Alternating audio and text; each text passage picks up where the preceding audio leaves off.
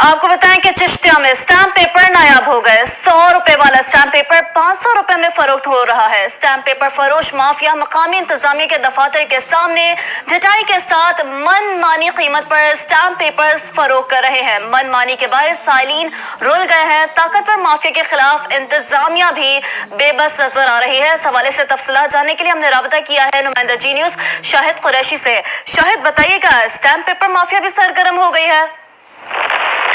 जी, जैसा कि चिश्तिया में स्टाम्प पेपर माफिया जो है इसने लोगों का जो है जीना मुहाल किया हुआ है।